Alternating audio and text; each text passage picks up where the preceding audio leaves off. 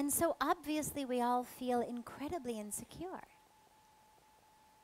because we're not always at the top of our game. We're not always at the top of our class. We don't always succeed.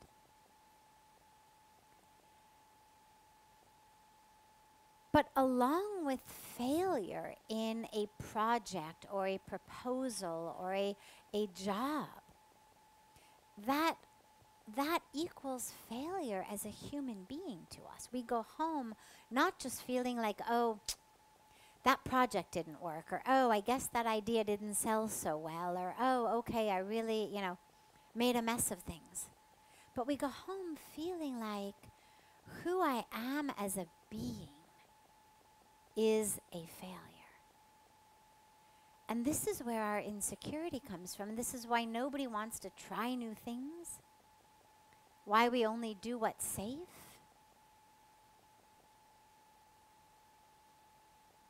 Because we're so afraid, what if I fail? Well, so what if you fail? Right? I mean, if you go throughout history and you look at the stories of Einstein and the stories of Thomas Edison and the stories of, the geniuses of history, they all have their stories of the math classes they failed out of or the things that they invented that didn't work and how many times it took them.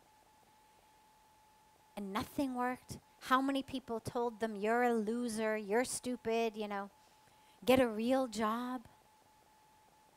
The geniuses of our time, if you pool them all together, every one of them is going to have stories of their failures, of their humiliation, of the people who told them, give it up. You're not smart enough. You're not good enough. But through some grace, they didn't believe that. Or maybe they did believe it, but they kept going anyway.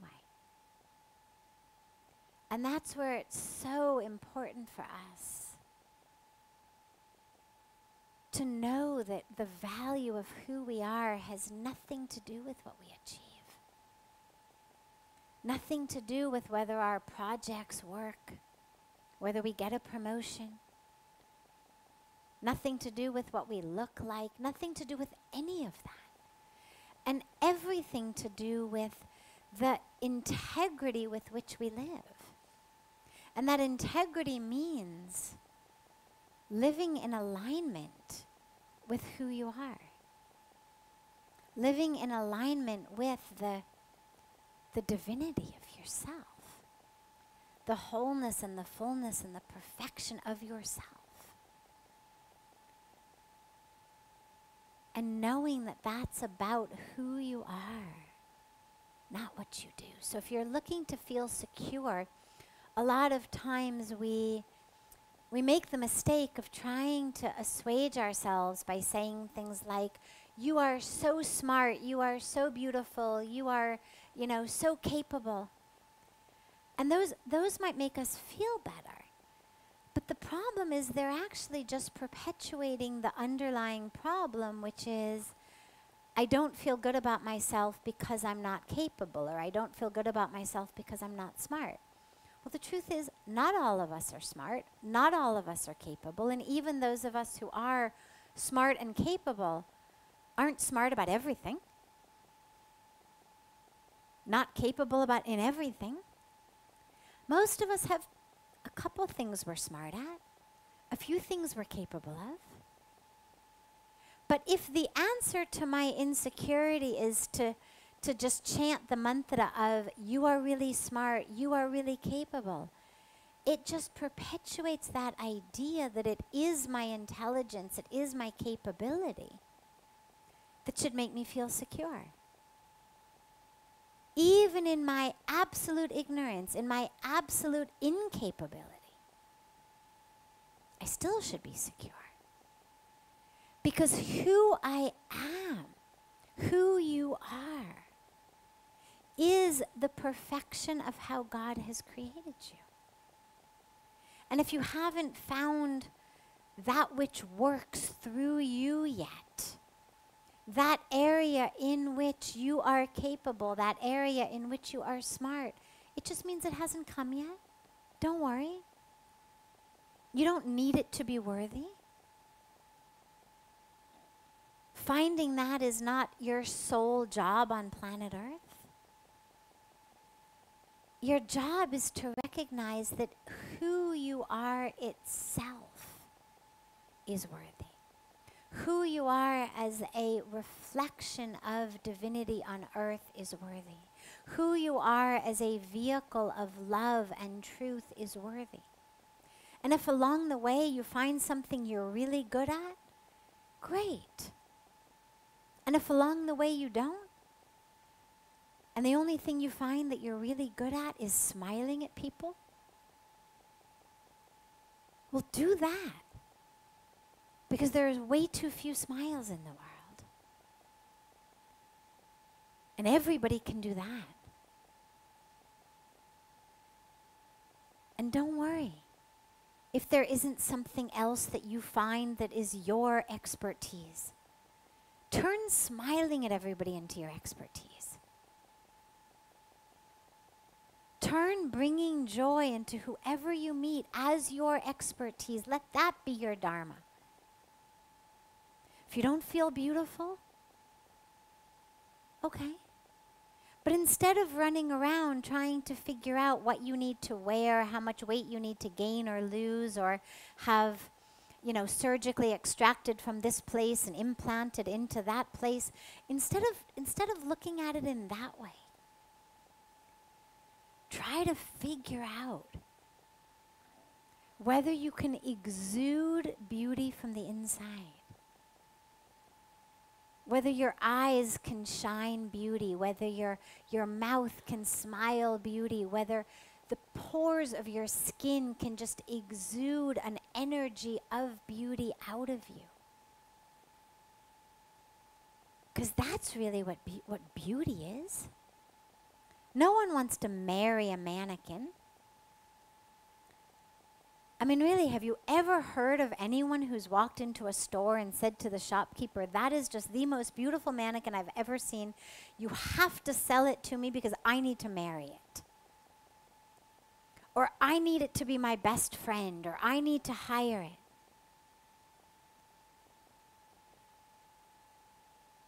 Doesn't matter how beautiful they may be.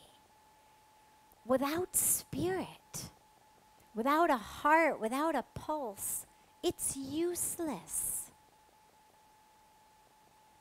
That's not what we want. But how many of us give up our heart, our pulse, our life in order to look like a mannequin?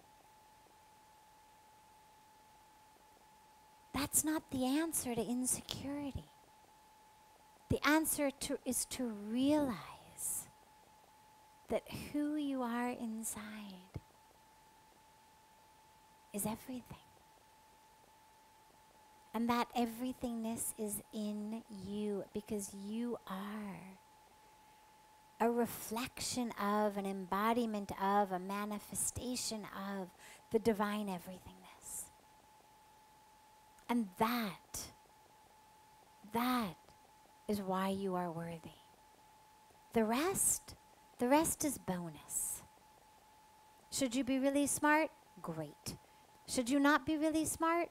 Great. Smile at people. Again, there's so many stories of people who weren't actually intelligent or smart by our academic standards, and what they've invented, what they've created, the transformations they've brought about in society.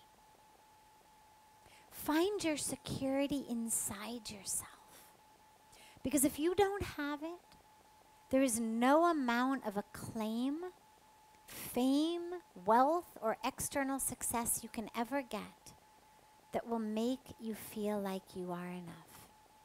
It has to come from within. So start there. And that'll take you everywhere.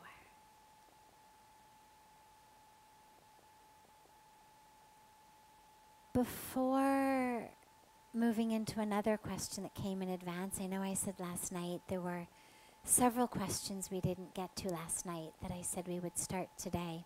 So yes, we'll start with you.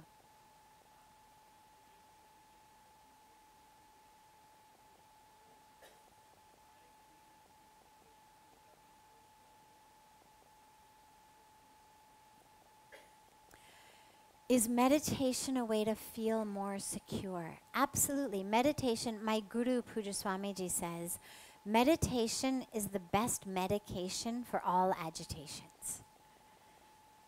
So whatever your personal agitation may be, insecurity, anger, depression, anxiety, fear, I mean, whatever it may be,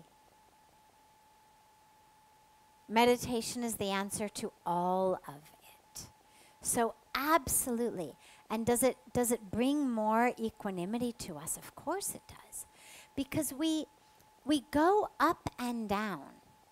We bounce up and down, the opposite of equanimity, because we are anchored in the surface.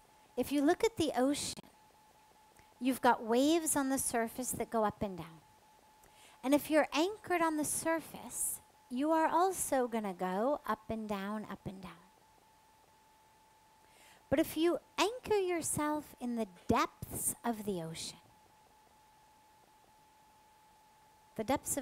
don't go up and down. Only the waves go up and down. And so if you find yourself on a roller coaster in life, a lot of us try to answer that by trying to get the roller coaster to stop. How can I get the roller coaster of my life to stop? Or some of us may say, God, I love the ups, but how can I get those downs to stop? Well, as our very famous physics truths tell us, that which goes up must come down. And that is just as true with the law of gravity as it is with the law of life. So if we're anchored only on the surface and we're going up, we're going to come down. It may be a long, slow up and a long, slow down. It may be a lot of really quick ups and downs. But if it goes up and it's on the surface, it's definitely going to come down. And you can't stop the roller coaster on the surface any more than you can stop the waves of the ocean. That's its nature. The nature of the surface of the ocean is it goes up and down in waves. The nature of a roller coaster is it goes up and down. If it stopped, it would no longer be a roller coaster. It would just be a heap of metal. It is a roller coaster because it goes up and down. The only answer is to anchor yourself deeply, anchor yourself in the depths. And then, yeah, it's going up and down still on the surface. Mortgage rates are still going up and down. The stock market is still going up and down. Traffic is still going up and down. Maybe your salary's going up and down, your weight's going up and down. Things are still going up and down. But you are not going up and down. You are anchored deeply. And so this is where meditation, through anchoring us in the depths, brings us into a place of equanimity.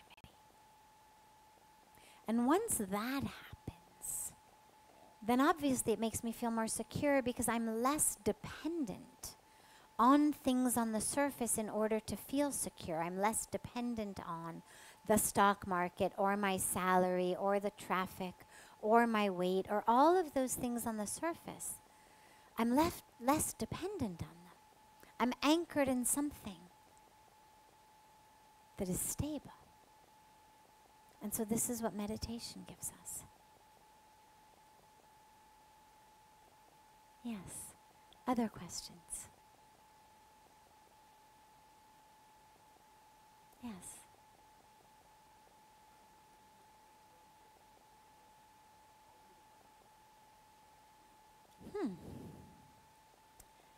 Were you here last night by any chance?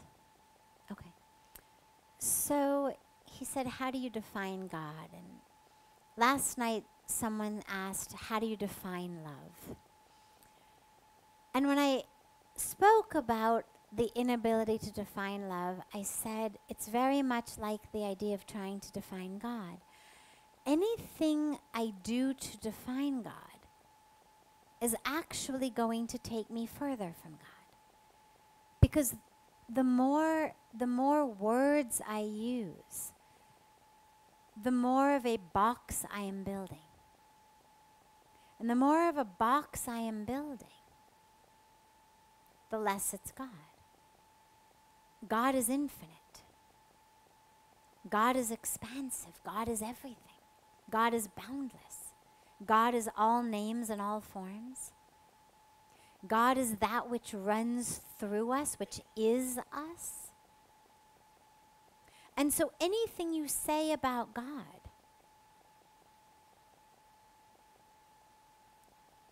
is actually taking you further from it.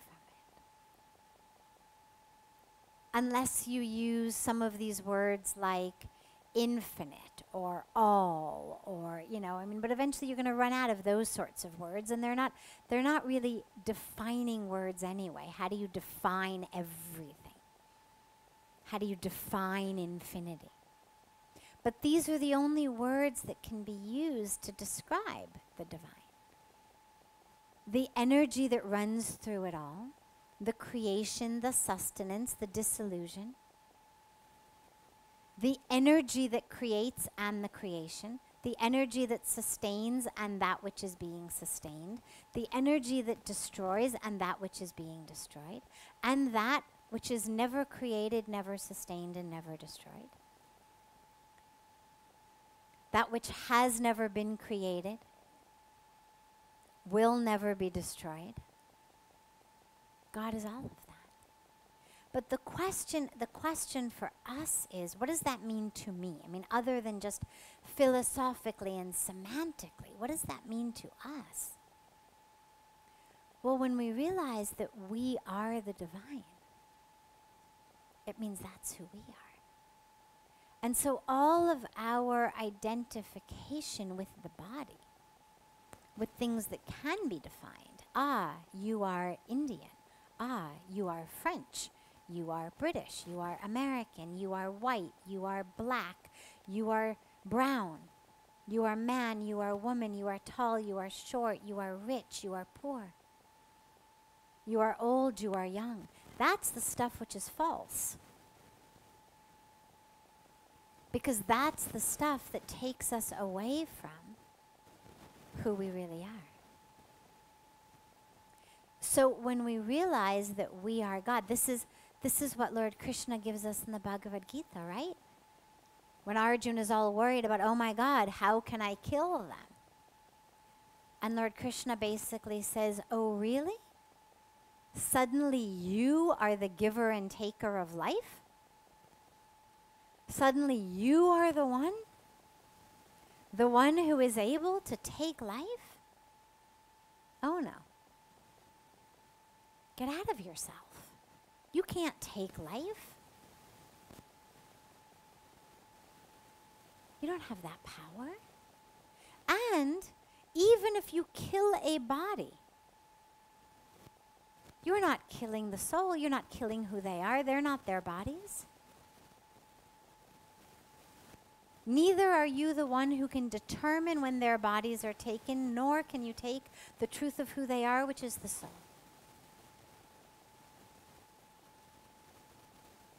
That's who we are. That which can't be burned by fire, right? That which can't be dried by the wind, that which can't be cut with knives, can't be wet with water. That's who we are. That's what God is.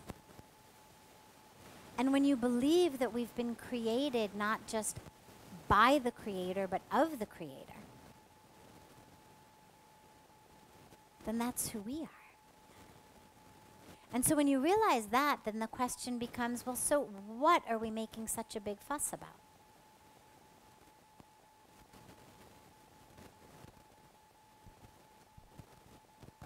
Let's go, Bankarna. Then you then you realize, what are we making such a fuss about? What does it really matter? Who got that parking space? What does it really matter that that lady's taking a little bit of extra time to ring us up at the supermarket? What does it really matter that this person rolled their eyes while I said something that I thought was really smart? What does it really matter that that person criticized me? And so it brings us into a much deeper awareness, and therefore a much deeper way of living, which is what we're here for anyway, which is the reason we've been created, is to have that experience, to have that awareness, to have that knowing of who we really are. But we forget, we get lost. We start to think it's all about the parking space. It's all about getting that one last item on sale. Better buy it before anybody else buys it. It's all about, oh my God, my career. Oh my God, my social status. Oh my God, my weight. Oh my God, this. Oh my God, that. I think it's all about these things. It's all about who's saying what, about whom, to whom. Who's doing what? Oh, I can't do that. That's beneath me. Oh, I can't do that. That's not my highest potential. Oh, I can't do that. That's not my purpose in life. Just do it if you're being given an opportunity to be a vehicle for the divine on earth. If you've been given an opportunity to be a vehicle of service, don't get all wrapped up. Who you think you are, what you think is beneath you, how great you think you are.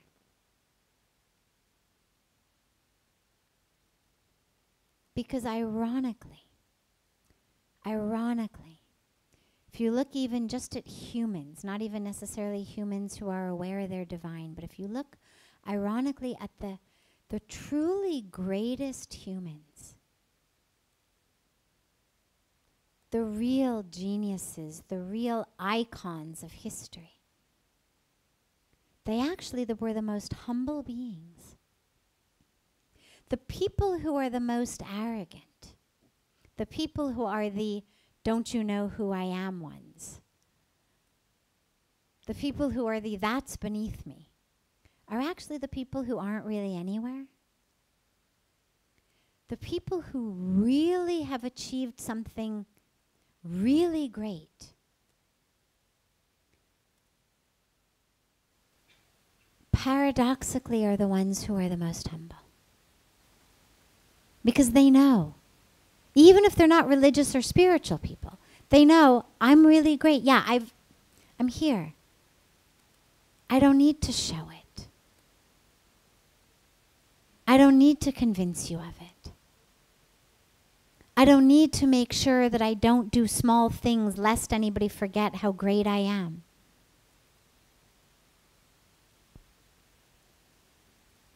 And the same is even 100 times more true when you realize that who you are is divine. Then I don't need to convince you of anything. I don't need to worry that something's beneath me. What I know is in every minute and every moment I'm being given an opportunity to be a vehicle of service. It's like that great story from the Ramayana when Lord Ram and his army are building the bridge to Lanka to go and rescue Sita Ma. And the squirrels are rolling in the sand and bathing in the ocean and coming back and rolling in the sand and bathing in the ocean and coming back and rolling in the sand and bathing in the ocean. And when they were asked, what are you doing? They said, oh, we're helping build the bridge. What do you mean? How are you helping to build the bridge? All you're doing is rolling in this sand and then bathing in the ocean. And they said, well, we're too small to actually carry any of the bricks or do anything for the bridge in that way. But every time that our wet bodies roll in the sand, we get all this sand stuck to us. And then we go in the water and we bathe, and all the sand becomes part of the bridge. And then we go again and we collect more sand on our body. And again, then we go and we dip and put the sand on the bridge and get more sand and put it on the bridge. And this is the only way that we can be part of this colossal undertaking. And the story goes that Lord Ram, the divine, was so touched and so impressed by their seva that he picked it up and held his hand on it, and that actually that's where the squirrel gets its stripes, from the hand of Lord Ram being on its body, as he held it with such love for its service. And so when we know that we are divine, every opportunity to be a vehicle of that service is a gift. Because when we know who we are, we don't need to show other people who we are.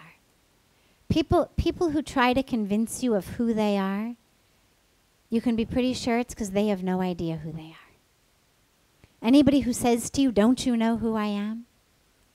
Or that's not who I am, or what, you can be pretty sure it's people who don't know who they are. People who really know who they are, they exude it. And they exude it the same way the sun shines, the same way the rivers flow. For all. Constantly. As Puja Swamiji says, with no hesitation and no discrimination and no expectation and no vacation.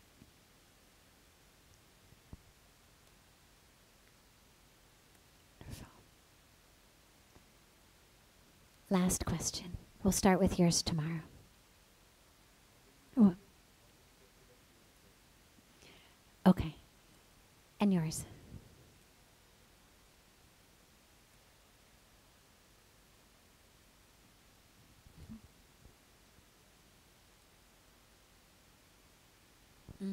Great. Okay. I'm going to actually take yours tomorrow because that's going to lead us into a longer discussion. Are you here tomorrow? You're not here tomorrow. Okay, then we'll take yours tonight and we'll start with yours tomorrow. So tomorrow we're beginning with how do we overcome the fear of death, which is what he had asked. And today she said, in the Bhagavad Gita, Lord Krishna tells Arjuna, you have to fight, because to fight is your duty, to fight is your dharma. She said, how do we find ours? By being open. By being open to the voice. That inner voice, that voice of the divine. In the Bhagavad Gita, remember that before the war, there was a moment before the war in which both Duryodhana and Arjuna went to Lord Krishna to ask for his help in the war. And Lord Krishna said, well, one of you can have my entire army. And one of you can have me. But I won't fight. I will not fight. And so Duryodhana said, well, if you're not going to fight, what's the point? What's the benefit? Obviously, I want your army. We're going to war. We're not going to, sing kirtan and meditate and do spiritual things that you would just want the presence of God there for. I want your army. I'll take the army. And Arjuna, of course, only wanted the presence of Lord Krishna. And I mentioned this specifically with this question because you have to remember that Arjuna got this teaching standing on the battlefield. But how did he get the teaching? Because he had chosen to have Lord Krishna as his charioteer, as his chauffeur. And in our lives, we can make that same choice. Oh God, guide me. Oh God, you run my life. You steer my life. I've been steering it for so long, and look at the mess it's gotten me into. Okay, God, I want you. I'm gonna sit in the back seat. Doesn't mean I'm not gonna do anything. Sitting in the back seat, I always say, it doesn't mean that you just sit on the couch and eat potato chips and wait for your dharma to fall in front of you. You have to be an active part. But allow the reins, allow the steering wheel to be in the hands of the divine. Because then, that's when you get to hear the voice. Because Arjuna had said, I want you, I want your presence. That's where we get the voice.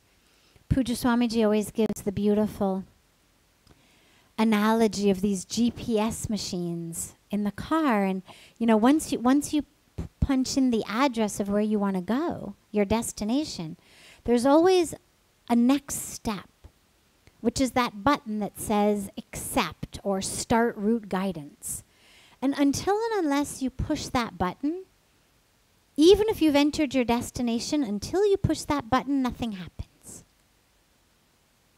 And so in our lives also, we have to push that button of accept.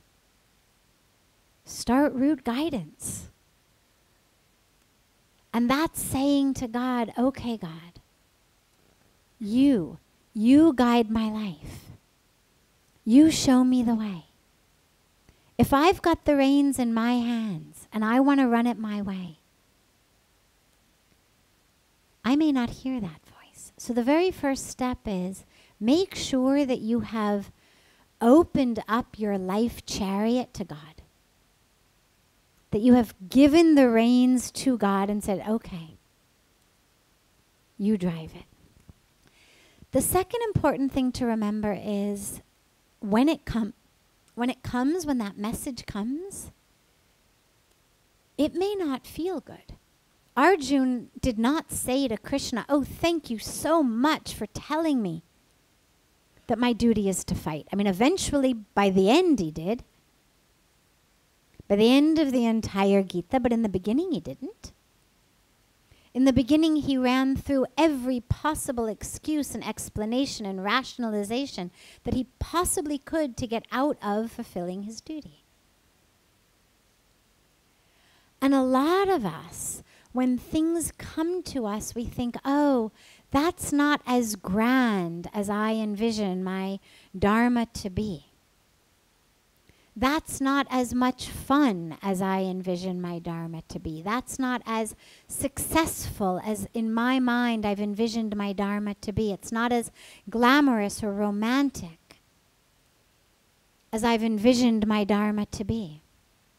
That's too hard. That's not what I always thought it would look like. That's too scary. We come up with 100 excuses for why that voice, we're not going to listen to it. So the second thing is to remember that dharma by definition is not necessarily glamorous or romantic or fun.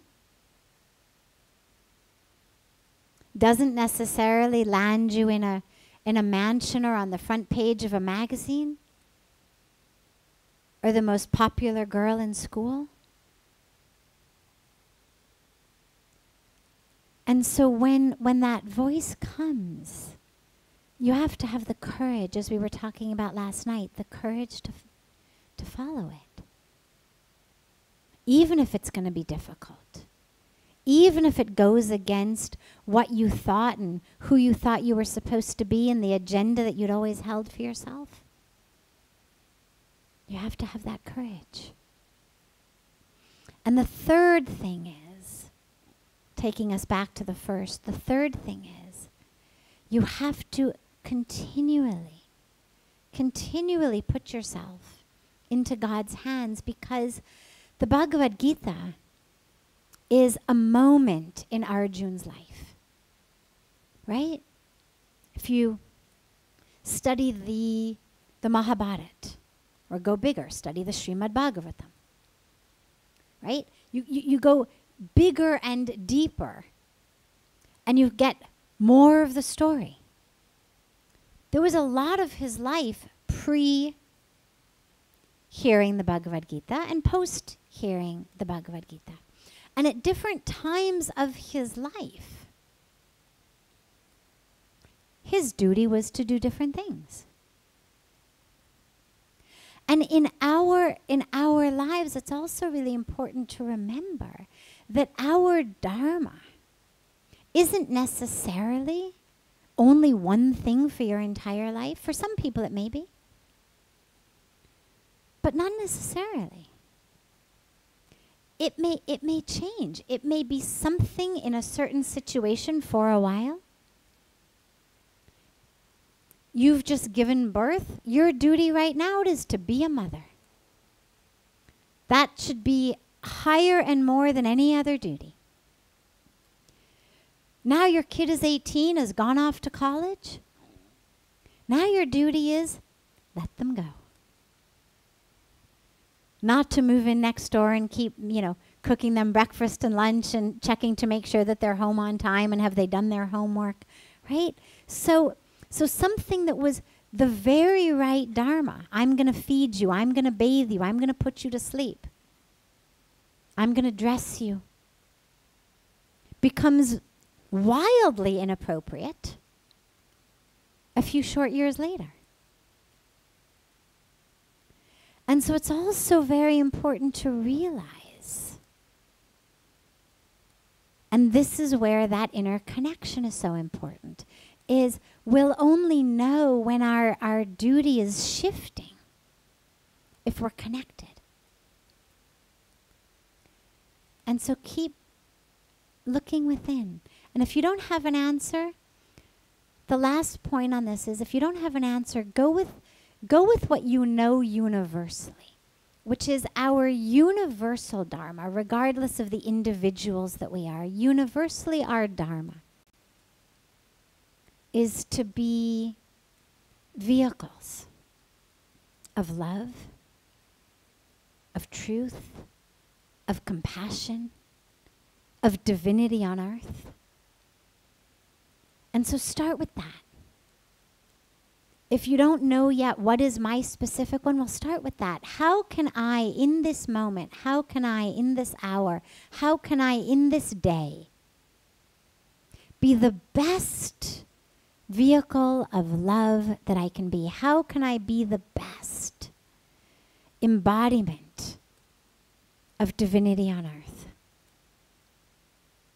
How can I try to see the divine in all? How can I try to love all? It's a great place to start.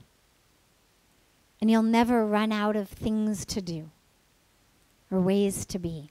And then slowly, slowly, slowly, a more specific individual way of being may manifest itself. And it may not, because the universe may know, you've already figured it out. Okay, good, yes, wonderful. Have a beautiful rest of your evening, and we will gather back here tomorrow evening. Have a wonderful, wonderful night.